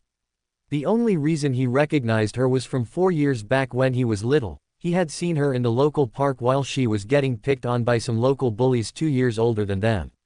He had defended her and ended up getting the crap kicked out of him for it. After beating him, the bullies had just left, not even looking back. Hinata had come over to him and thanked him for helping her, apologizing for not being strong enough to do it herself. He had told her he had had worse beatings. She was confused by that and was about to help him, but then the Hyuga guard had come back from his break and took her away, saying someone of her class shouldn't associate herself with someone like him. Naruto frowned at the memory, realizing now what the man was referring to when he said, someone like him. He had meant the container of the Kyuubi. Boy, wouldn't they be surprised to learn the whole thing was controlled from the shadows by someone who had a Sharingan. Yes, that had been the fact Akane had told Naruto during his meeting with the Hokage. He had wanted all the information she could give him on the man, believing her fully about being controlled. She had mentioned how he had cursed Red Eye with 3 tomos in it.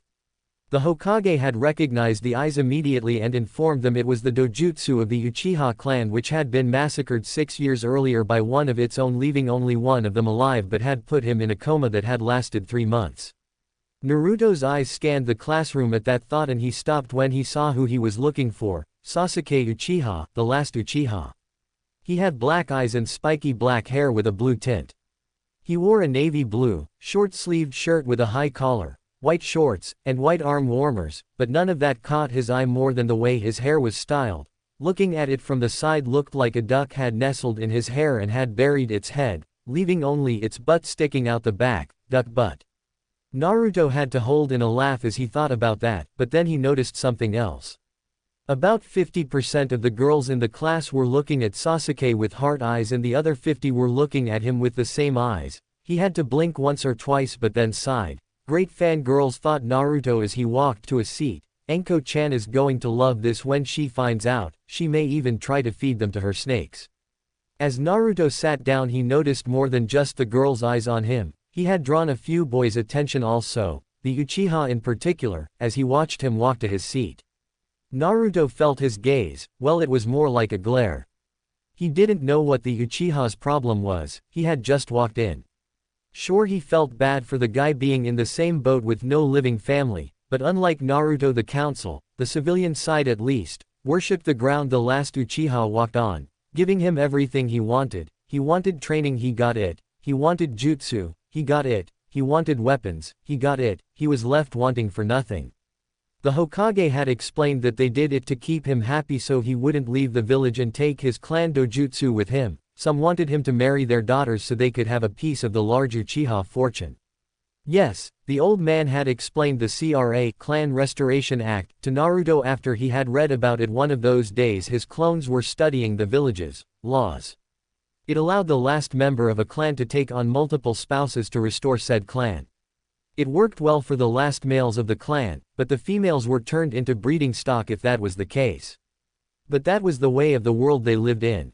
Naruto had been explained that he would fall under the act as the last member of the Uzumaki clan and that he would have to take on multiple wives when he became a shinobi, 5 at the minimum.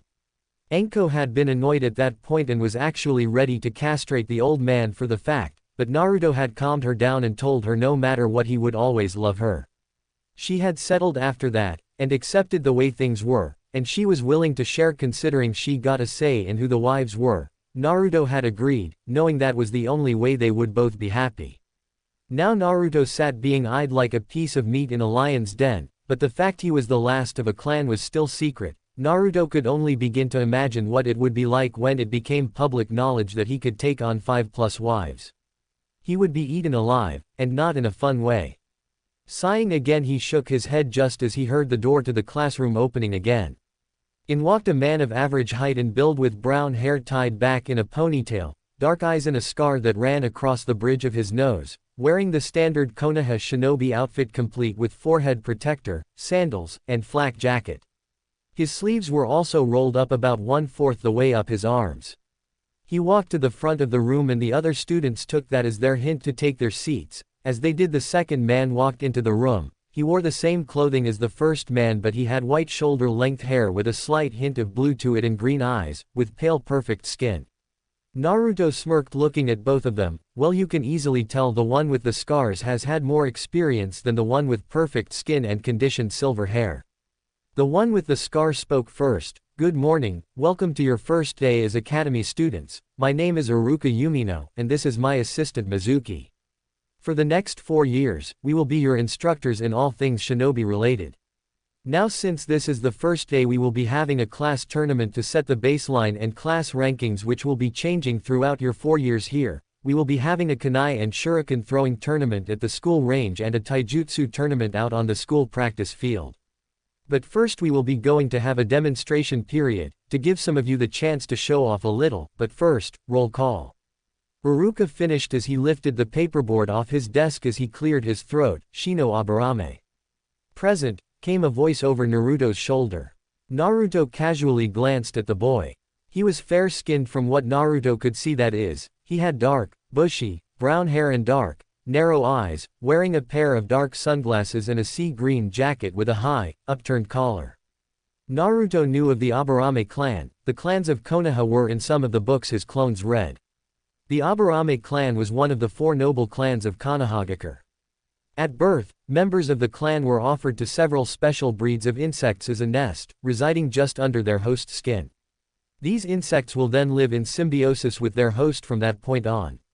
Because of this, its members are characterized by their use of insects as weapons. The whole process seemed rather disturbing to Naruto, but he wasn't one to judge. One other thing to mention, the entire clan barely spoke, though when they did speak they were highly intelligent, often well versed in politics and matters of the like. Iruka gave a nod. Choji Akamichi. Munch here, Munch, came a voice on the other side of Naruto. Doing the same, he glanced to see the source. The source was a plump boy who wore black shorts, a long white scarf, a short-sleeved, green haori, over a light green shirt with the kanji for food, shi, on it, small, hoop earrings, and his legs and forearms were wrapped in bandages. His forehead protector was styled in a manner that allowed 2 tufts of brown hair to poke out at each side. He was also stuffing his face with potato crisps in the middle of class. The Akamichi were one of the other clans of Konoha. Members of the clan possess great physical strength and were able to quickly convert calories into chakra, which they then use in their various secret techniques. Most of these techniques rapidly consume the user's chakra during use, and maintaining them during a prolonged battle can be tiring. For this reason, the Akamichi have high chakra levels and eat a lot in order to build up or replenish their chakra reserves. One of the key things you should never do is call an Akamichi fat. It will never end well for that person. Iruka sighed. Please keep the eating for lunch and break. Sakura Haruno. Present. Came a girl's voice from the far side of the room. Naruto turned his gaze to it for a brief second. It was a girl with bright pink long hair down past her shoulders. She wore a red kipao dress with white circular designs, with short sleeves and zipper, tight dark green bike shorts, standard ninja sandals. Seeing the pink hair and hearing the name Haruno told Naruto all he needed to know. Haruno was a civilian family name, not a shinobi clan, though they have been trying for that status for years. Though to be even considered you have to have a shinobi in the family, and they had none, though not from a lack of trying. Mebuki Haruno, Sakura's mother, was on the civilian council, and if what the Hokage had told him about her mother was anything to go by, she would be a pain in the ear. Iruka nodded. Hinata Hyuga. Present, stuttered Hinata. Iruka smiled lightly. Kiba Inuzuka. Here, called Kiba. Both Kiba and Naruto exchanged glances and nods of respect as friends. Following the list, Iruka called the next name, Shikamaru Nara. Here, came a lazy voice. Naruto just shook his head and glanced at the lazy genius. His attire was rather plain, consisting of a green-lined mesh t-shirt under a short-sleeved gray jacket with green edges, adorned on both the sleeves and the back with a circle with a line through it. Naruto had seen him around also, mostly cloud watching or beating older shinobi at shogi. You'd think they'd know never to challenge a member of Konoha's smartest clans to a strategy game. It was because of its strategic value that Naruto had had his clones read every guide and book of the game they could find and learn the game back to front. He was going to be asking Yugao sensei and Hayate sensei if he could add it to his training schedule for strategy and planning purposes, and assign 50 or so clones to it. The Nara clan were hailed as the smartest clan in Konoha for many reasons, one being their in-depth knowledge of the forests, grasslands and wildlife, mainly the Nara deer or Raikumaru, which inhabit the Nara forest. The second being for their mastery of the yin release or intel, more specifically their shadow jutsu, allowing them to manipulate their own shadows as a method of attack or restraint. It was even rumored that even a Nara child as young as 6 has an IQ of 180, which would be great if all the males weren't all dead lazy, and had to be nagged by their wives or mothers to do anything for longer than 60 seconds that doesn't involve sleeping or watching the clouds, everything else they find troublesome to do. Iruka sighed, looking back to the note board. Sasuke Uchiha. Grunted the Uchiha, still brooding. Iruka rolled his eyes. Naruto Uzumaki. I'm here, sensei. Naruto called with arms crossed as he caught the glare from the assistant Mizuki. Iruka smirked. Ino Yamanaka. Present, came a perky voice from the front right of the room. Naruto raised his eyebrow at the bleach blonde ponytail of the girl. A fair-skinned girl of average height with greenish-blue eyes. Her most noticeable trait in her appearance was her long, bleach blonde hair, which was in a high ponytail with bangs covering the right side of her face, wearing a pair of small silver hoop earrings and purple, fairly revealing clothing, consisting of a short purple vest-like blouse with a raised collar, a purple apron skirt that was cut up on the sides, and bandages on her stomach and legs. She also wore purple and white elbow warmers with this. Hearing the name Yamanaka, Naruto raised an eyebrow. He knew that name, of course. Inoichi Yamanaka was the Hokage's left hand, with Shikaku Nara being his right. They were his advisors, both of which Naruto had met a few times. On top of that, Inoichi was part of the Intel and Torture Division of the Anbu. Using the Yamanaka clan's mind jutsu, which allowed them to take control and even search their subjects' minds for intel, that was of course before and after the head torturer got done with them to loosen them up. The clan was also fairly skilled in botany and ran its own range of flower shops, on top of providing the shinobi with various poisons from the more deadly varieties of flowers. But then Naruto picked up on something. There was one member from each of the Nara clan, the Yamanaka clan, and the Akamichi clan in his class. Realizing what was going on, he smirked.